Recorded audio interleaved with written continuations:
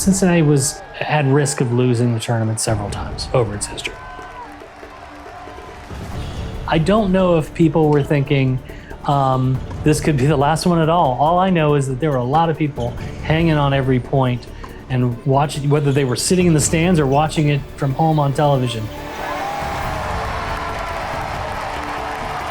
On the Tennis Channel, someone said to Andy Roddick, who played some monster matches here as well himself, "Is this the greatest three-set tennis match ever played?" And Roddick, in the moment, on air live, said, "I don't know the answer to that question, but I don't think it's crazy that you're asking it."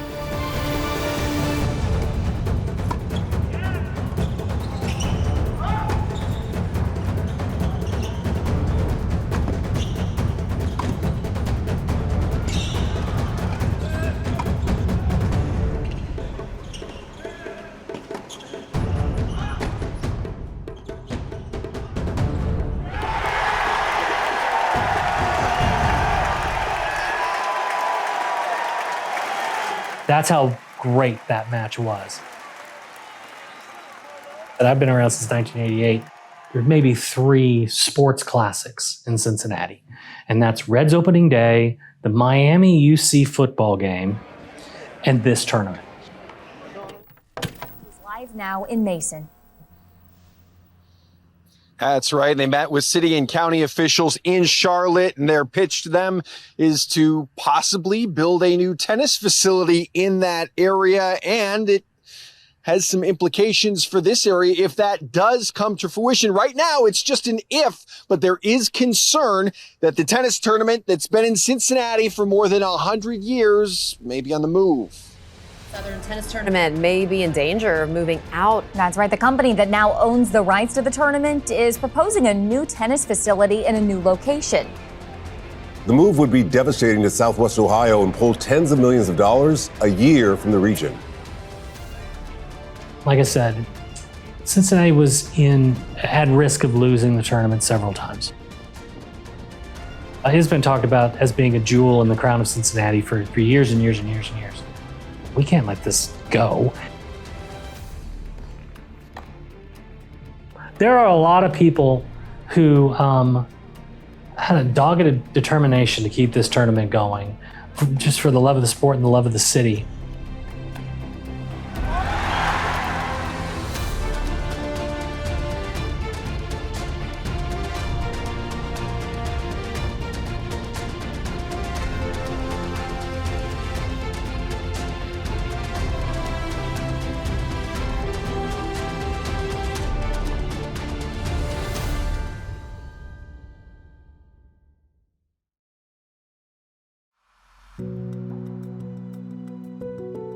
Why here? How here?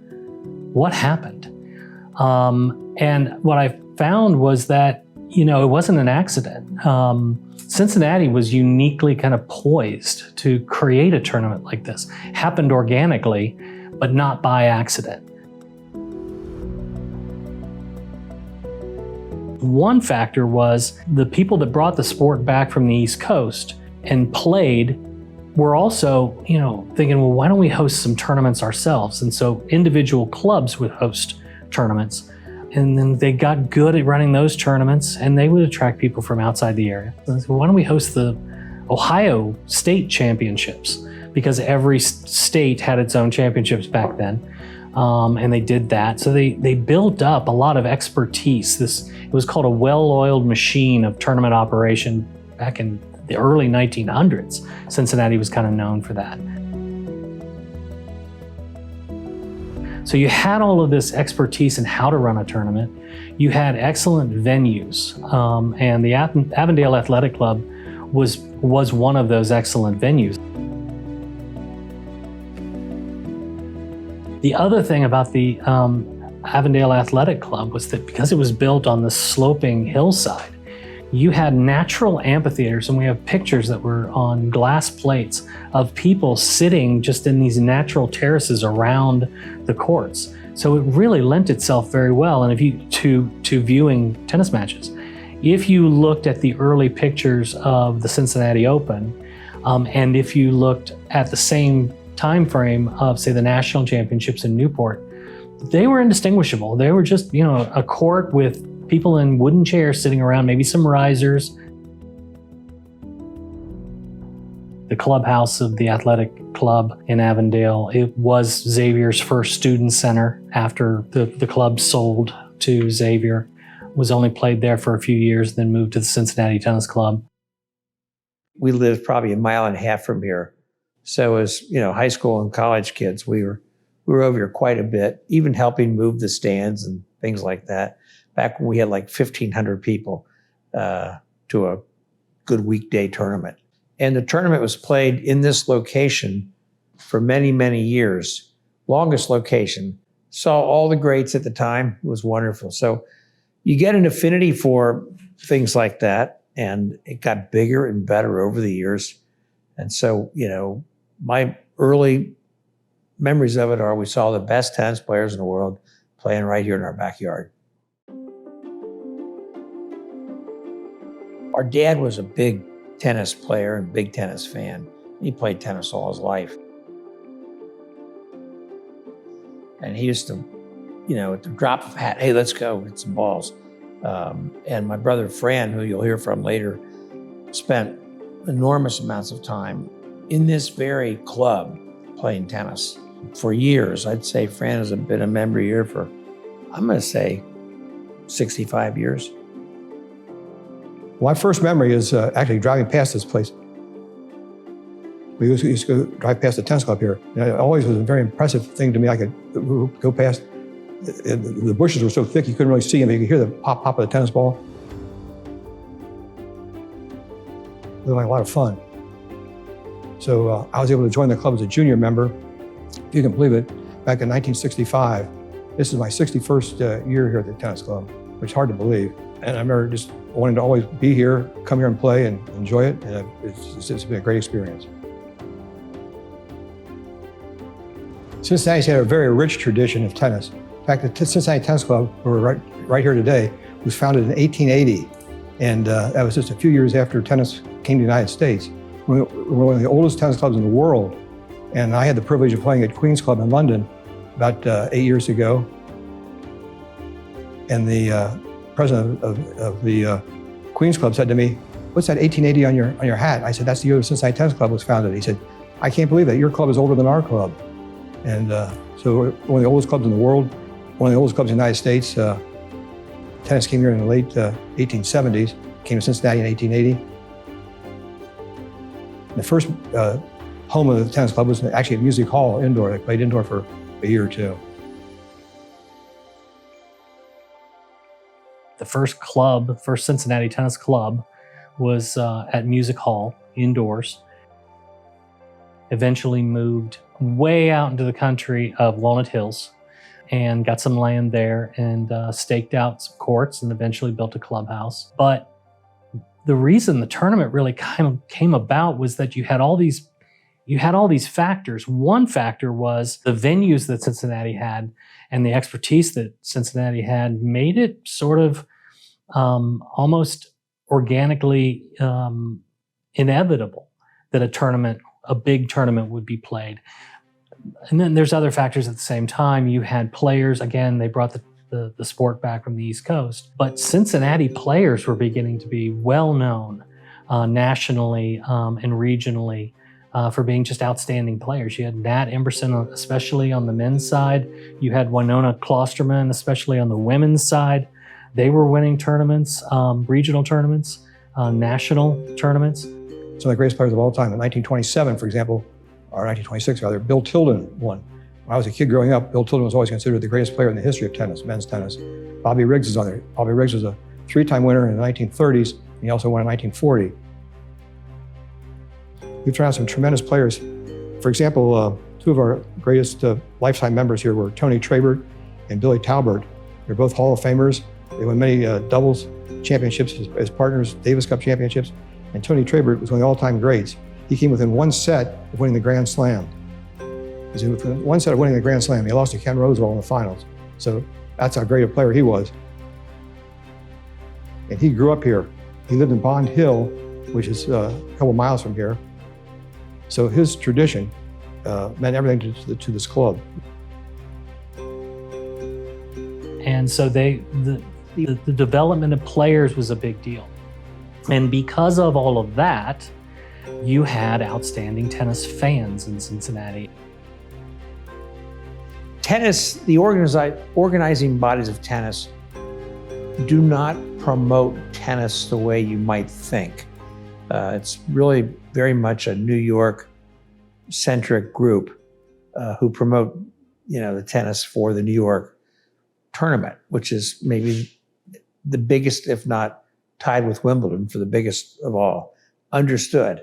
But the rest of us are playing tennis, right? Yeah. So I think it is underrated in Cincinnati.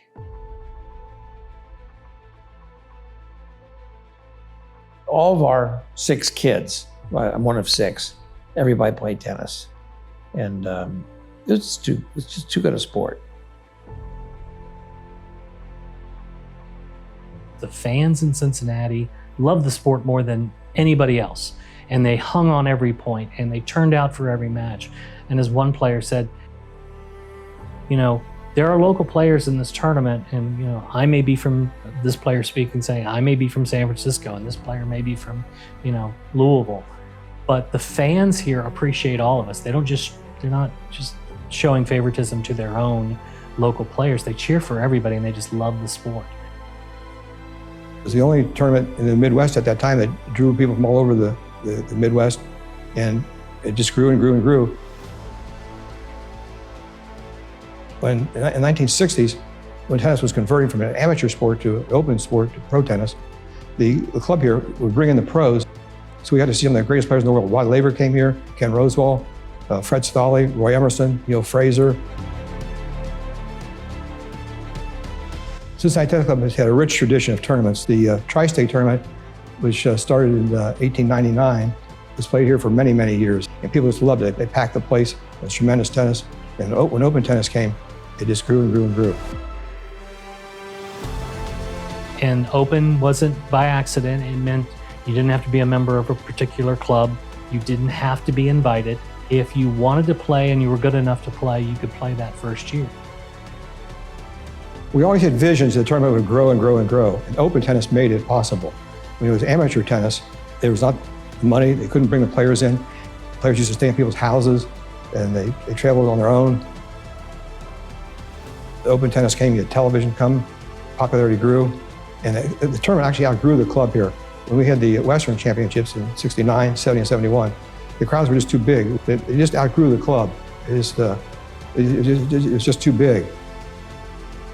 So we knew it was going to be something special. We knew with that kind of commitment from our members, we would always be a part of it, and the tournament would just grow and grow and grow.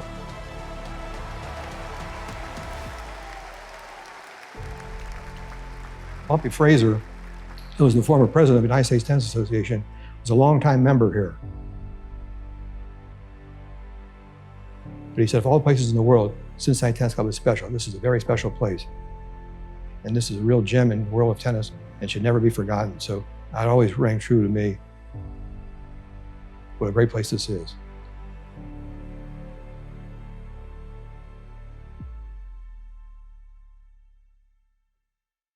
It is great having everybody home again. Some of the most interesting conversations and important questions about the present and future can happen around the dinner table with the ones you love.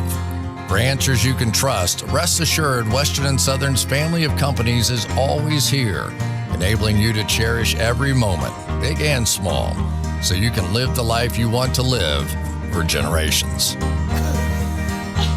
And that's why he didn't play quarterback. Zoe? Yeah. That's the one, huh? Oh. Today, you're meeting for coffee.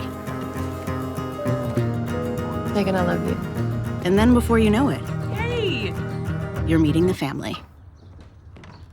At Credit One Bank, we believe having the credit and rewards for the little moments today can lead to even bigger ones tomorrow. Earn up to 10x points on travel and 5x points on dining with the Credit One Bank Wander American Express card. Credit One Bank, for what's ahead. So, as I said, Avondale Athletic Club hosted the first tournament, held it there for a couple years.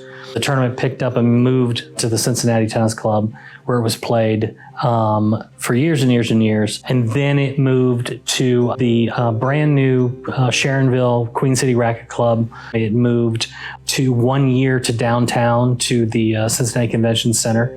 And then in '78, Taft Broadcasting, which owned Old Coney at the time, and the tournament was played there. The head of Taft Broadcasting was a guy named Charlie Meacham. His neighbor was a guy named Paul Flory. Charlie ran Taft, Paul ran the tournament. Paul Flory was one of the nicest guys that ever lived. He was a genuine gentleman, high-principled individual.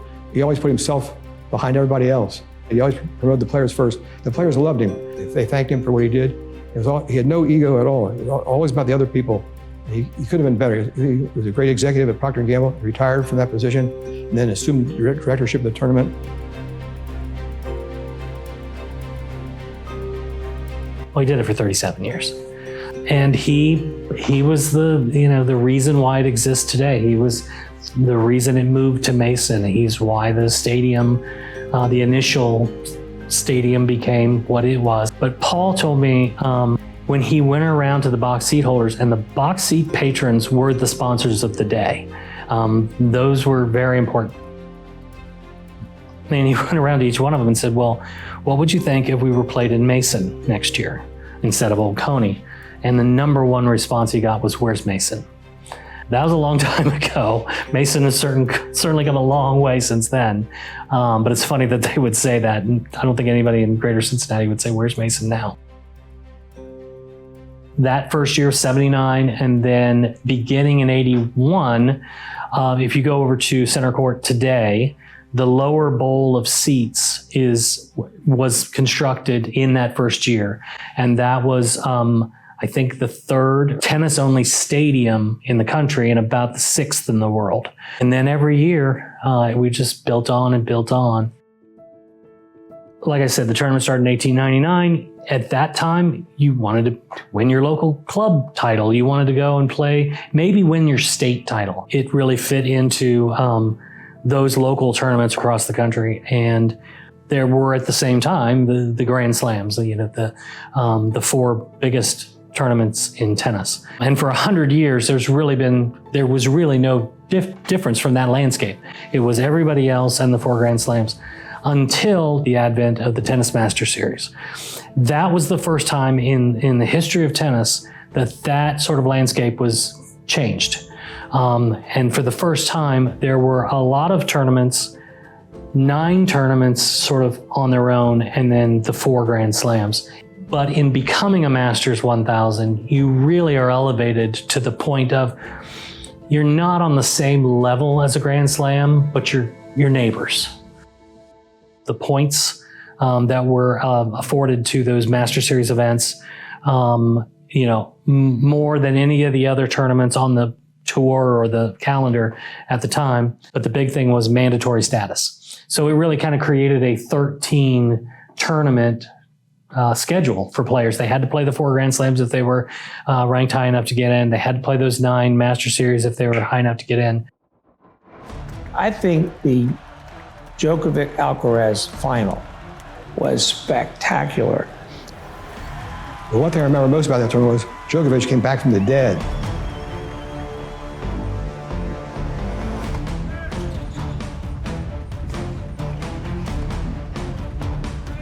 He was down in the 3rd set.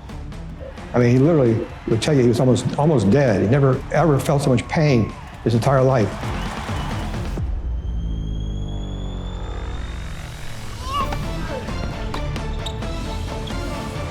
Now, these guys went in there in the top physical condition in the world, right? Nobody's in better shape than professional tennis players. I was texting back and forth with people in the media center here, and they're like, this is the longest final.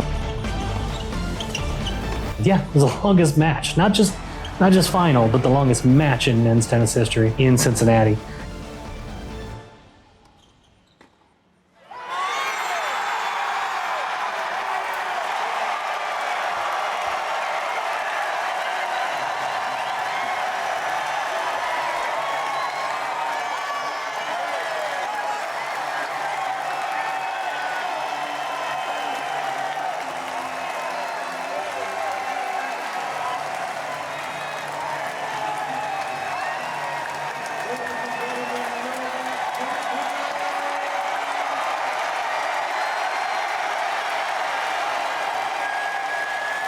almost 4 hours. I think he lost 13 pounds and Alcaraz lost 11.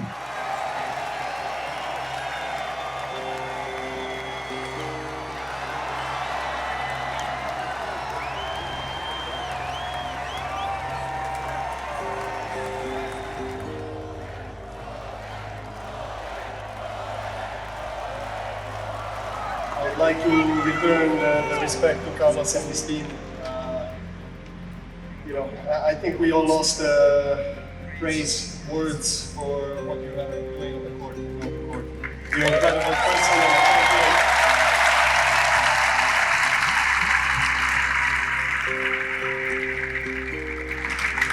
Boy, you never give up, man.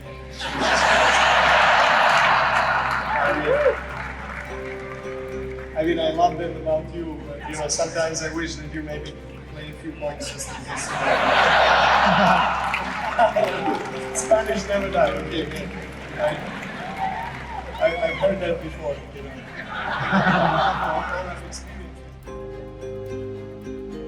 It's a big deal. When they see the names on the prior winners, they realize the history of the tournament. It's the longest continuous tournament in the United States, the longest continuous running tennis tournament in the whole United States. So it's very significant.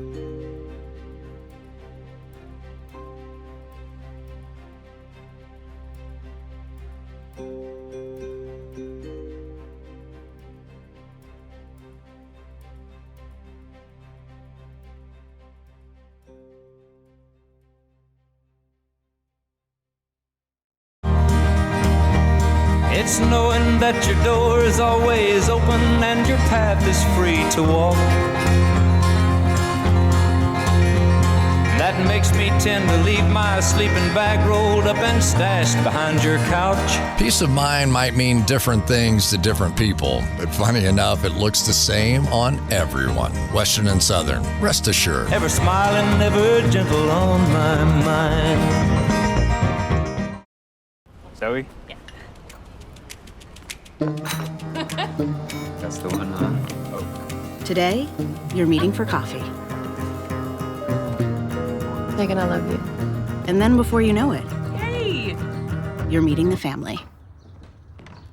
At Credit One Bank, we believe having the credit and rewards for the little moments today can lead to even bigger ones tomorrow. Earn up to 10x points on travel and 5x points on dining with the Credit One Bank Wander American Express card. Credit One Bank, for what's ahead.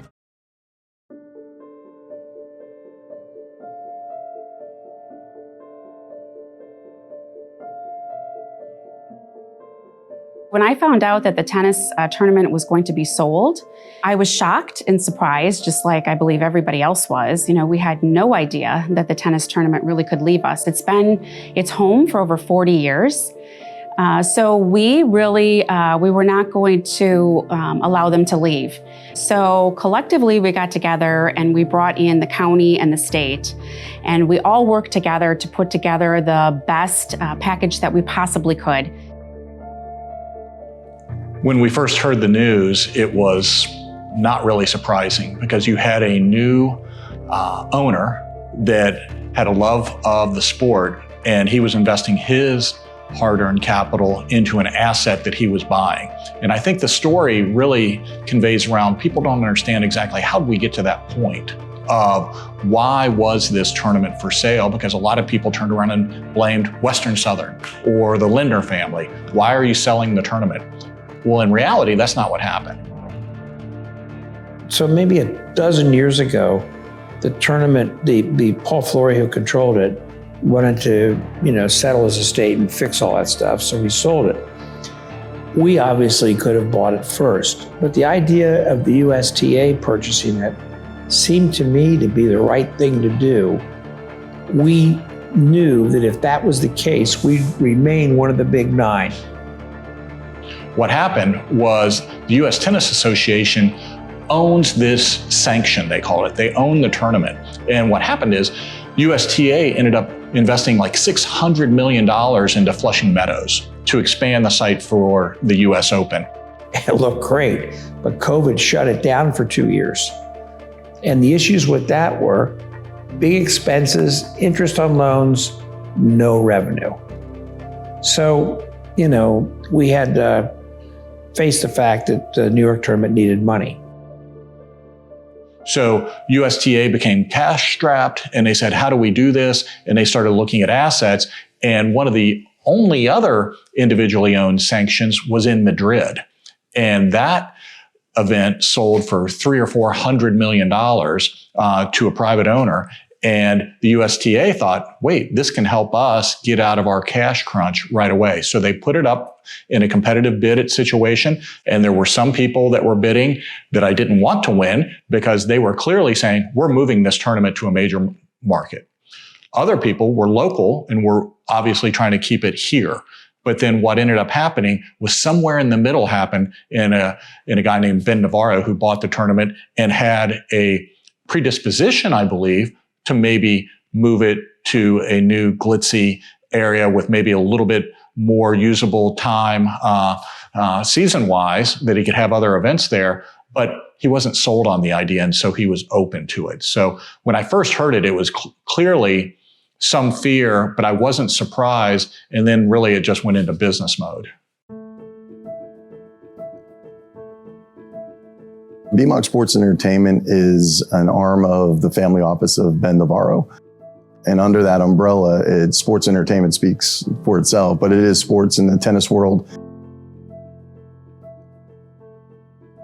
We own a WTA 500 in Charleston, South Carolina, and a WTA 500 in Monterrey, Mexico. Ben's always said to me, he said, it's great to have a women's event. How do we get a men's event? So my radar's been up since that first meeting and said, okay, I always have to figure out how to get a men's event. He's got his roots now over, in the Carolinas. And that's, you bring it closer to where your business is, right? And the wonderful group that makes the tournament go showed their stuff. And he said, wow, pretty good. Most things that I do outside of my businesses are Charleston centric very much. And people said, well, like, why Cincinnati? And, there were sort of a few different reasons. One, I did not want to see the tournament leave the country. A lot of sanctions have been purchased by foreign entities and they've left the country. So that was a big reason. I also had this affinity for the Midwest that I knew what the people were like, and I was excited to own an asset out really in the middle of the Midwest. I actually I don't talk about this that often, but I spent my formative years in a small town in Indiana, which actually is very important for this conversation. But I'm most proud of being an intentional steward of the assets that we have. And so that means bringing excellence in ways that most people will never even notice. Like, I'm not going to take something on unless we can really find excellence.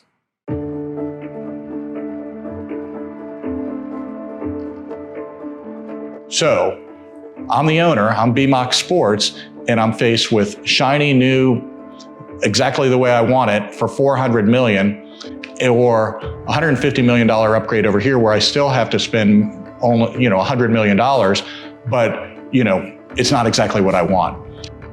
I guess, you're not going to enter into something like this purely on economic terms. Let me say, you're not going to enter in something like this purely on economic terms with my standards for what this place needs to be for the fans and the players. So we really, we were not going to allow them to leave. But putting our best foot forward to put together a package that would allow them to see how important it was. What would free market capitalist Dave Young do in this situation if the roles were reversed?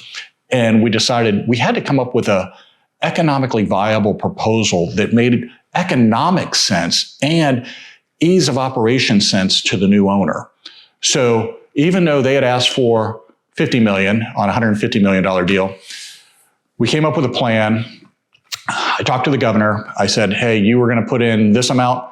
What if you went from 20-something million to 50 million? What if we went from 20 million to close to 50 million? And then eventually, hey, City of Mason, you're going from 15 million to 30 million. What if we collectively match what Charlotte is offering and not contribute $50 million to this project? Why don't we make this a world-class venue and do a $260 million facility, and government is paying half of it?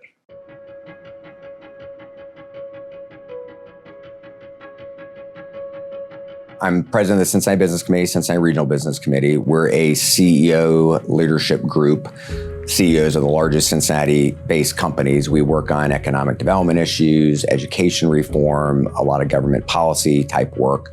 And so we get involved in kind of major initiatives in the city where there's either an opportunity or a risk trying to help drive economic development and growth and quality of life. But I think we viewed it a lot as an opportunity to showcase the city and develop a partnership with the new ownership group and show that, you know, this was the right place for the event. We really felt like that Cincinnati was the right place for it. It's a great city. It's a great history here. You're bringing in not just national visitors, but international visitors. And it's an incredible experience here in Cincinnati. People really love the city. They love the atmosphere. And as I said, it's really just kind of an electric experience to be at the tournament.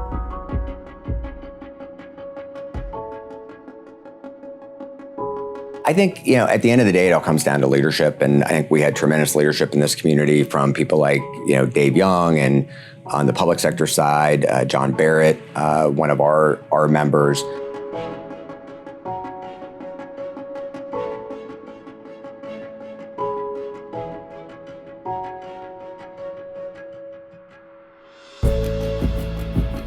The facility is fantastic. I think he had a 40-acre site.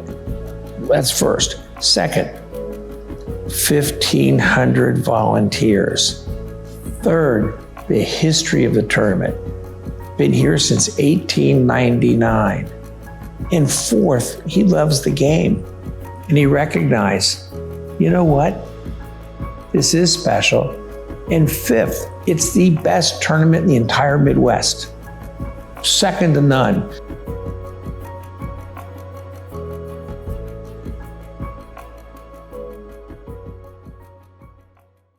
Zoe? Yeah. That's the one, huh? Oh. Today, you're meeting for coffee. Megan, I love you. And then before you know it, Yay! you're meeting the family.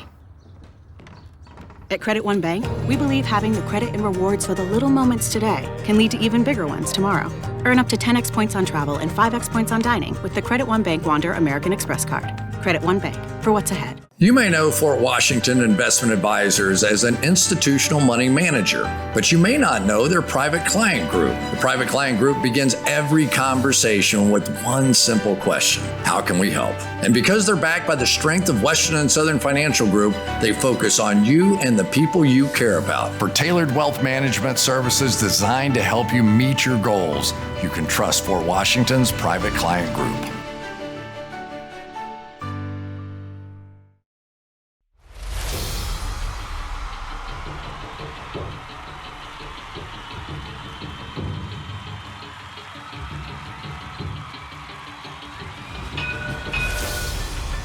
I moved up here, took everything in, really getting to know the community, knowing the people, knowing the volunteers, knowing the staff.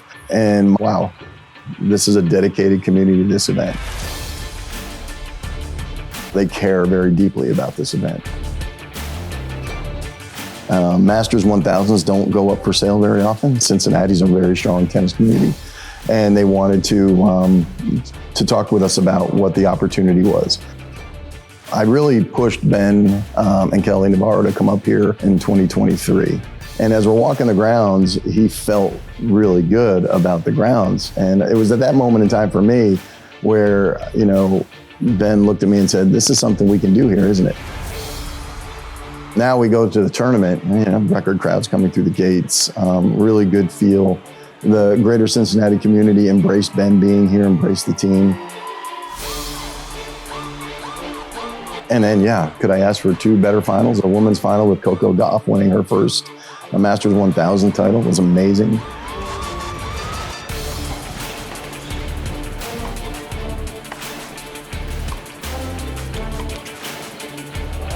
And just really spectacular, the crowd and everybody into it.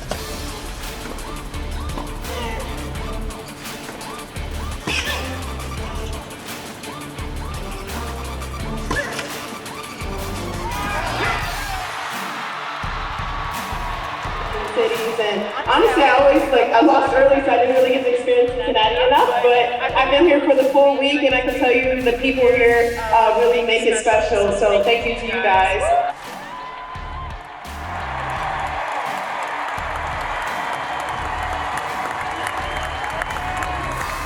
And in that time frame, my comments to Ben were pretty consistent about this is tennis in the Midwest. That's one of the most unbelievable sporting events I've ever seen. And to have it here at our stadium, the people didn't want to leave. No one wanted to leave afterwards because they knew they had seen something special. And they went home feeling like maybe their life was a little more interesting, or maybe that they could take on some challenge that they didn't know that they could. So this idea of bringing people together, I think, is a really powerful one, and something that I'm honored to be able to do. But it meant a great deal to me because I think the country pays more attention than we probably should to the coasts, and not always enough attention to the middle, the heart of the country. I think we call this the heart of tennis, and I really see it that way. I love the Midwest. I love the people that are here, and it makes this event what it is, as special as it is. It was great to have an unbelievable event that week with those two finals and seeing the crowds. And that's what Ben's about. Ben is about creating special moments for people. And that was a week of special moments. He saw it, he felt it. And I think that was a change in thought, was, wow, look at the effect we had with really very little investment at that moment in time. What would keeping it here, what would that need to look like? And what would that investment look like? And wow, what could we do with that? Yeah, I mean, I think the biggest challenge was that there were just a lot of different stakeholders involved with the event, and they all were committed to keeping it here in the Cincinnati region, but there's just a lot of different kind of issues to navigate. And especially with BMOC coming in from outside the region, they don't know all the players. And so kind of just trying to, how do you coordinate that? How do you build a partnership and trust with the new ownership group and help them see the vision for what it could be here in this region? And one of the things he wanted was to get the corporate community to come in also. So we backed off of our final year's title sponsored by contract and helped recruit 4 or 5 other large companies to come in and be co-sponsors, same level we are.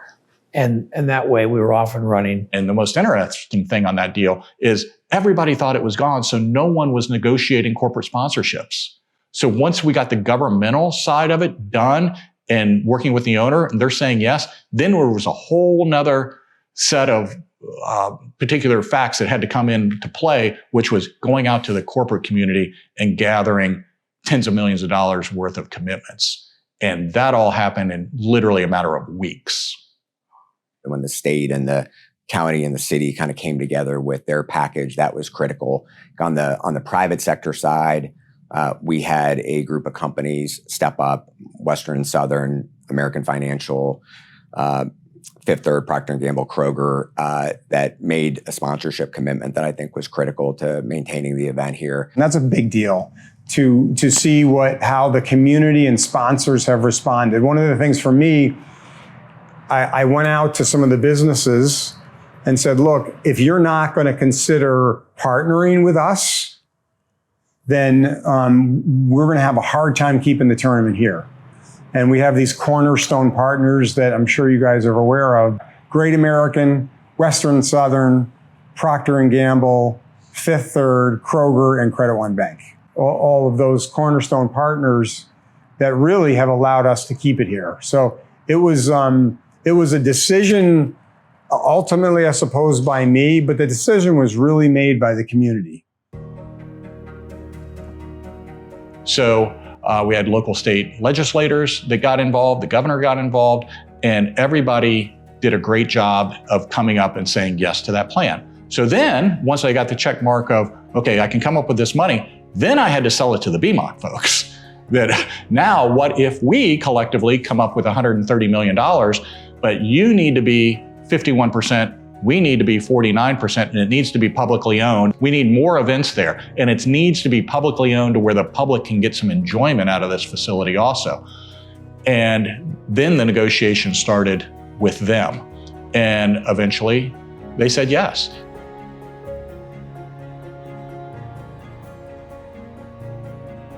So many things that we needed to put into place. We had to have a partner. We just didn't have the ability to take it all on ourselves. And so as soon as the powers that be at the city, the county, and the state stepped up and said, you know, we're ready to be your partner. And that took some bravery by some politicians. Of course, we're not going to raise taxes over this. So, that was a deal breaker. But putting our best foot forward to put together a package that would be, putting together a package that would allow them to see how important it was. Again, when we take that mantra of this is the home of tennis in the Midwest for the professional event, this needs to be the home of tennis, period, for the greater Midwest. That means bringing other events here, bringing collegiate events here, junior events here, and really having a robust year-round, and I'll call it racket sports, because we have not only tennis, we have pickleball, we have paddle, we have all of these different opportunities for people to put a racket or a paddle in their hand, and that's what we're all about.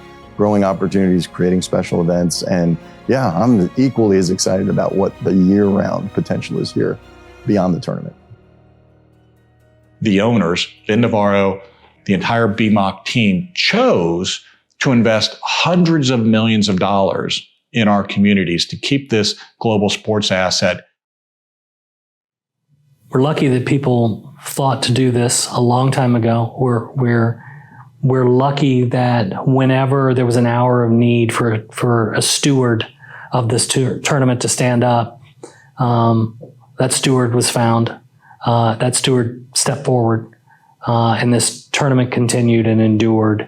We're incredibly excited to show it off. And I'd say if you ask me one learning that I had from the time I bought the tournament is how much the tournament means to the city and the state. And that brings me great joy to be part of that.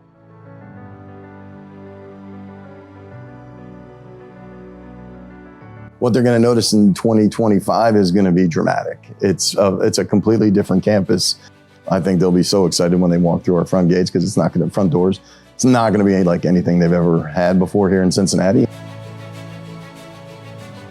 Looking to the future, I'm just so excited for what the future brings. And in this competitive situation, Warren County versus the world, it was game, set, and match. We won. Just how lucky we are to have this in Southwest Ohio, to have this in Ohio, to have this in the Midwest. And it's not by accident. It just won't happen every year. It takes a lot of effort. And if you love tennis and if you love this region, you should do what you can because you'll be rewarded for it. You'll be rewarded with great tennis and the continuation of a great tradition. I wanted to be able to be part of keeping it, not just keeping it here, but keeping it here and making it the very best version of itself. The facility in Mason is unbelievable. It's only going to get better. The atmosphere in Cincinnati is just incredible, and it's only going to get better here. And the facilities up there now are under major renovation, major expansion, major improvement. It's going to be absolutely spectacular up there. So this is awesome.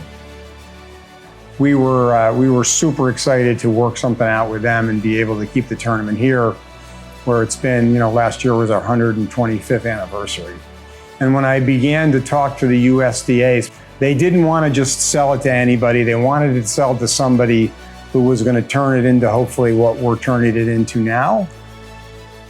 it's an honor to be able to take on that role. I really wanted to be a generational steward of this asset. And what I find is that if you put your heart and soul into something like this, I think if you put your heart and soul into it, people know it.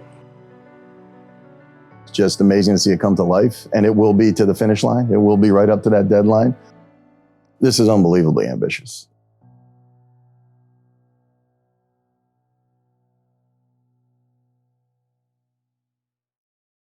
Success is determined by how well you plan and prepare for your biggest moments. All right, Dad, just don't pass out today, all right? It's the confidence of knowing your loved ones are protected for generations. You ready, Dad? We are ready. You can rest assured knowing you've made the right choice by placing your trust in Western and Southern, so you can be in the moment with the ones you love. Zoe? Yeah. That's the one, huh? Today, you're meeting for coffee. Megan, I love you. And then before you know it, Yay! you're meeting the family. At Credit One Bank, we believe having the credit and rewards for the little moments today can lead to even bigger ones tomorrow. Earn up to 10x points on travel and 5x points on dining with the Credit One Bank Wander American Express card. Credit One Bank, for what's ahead.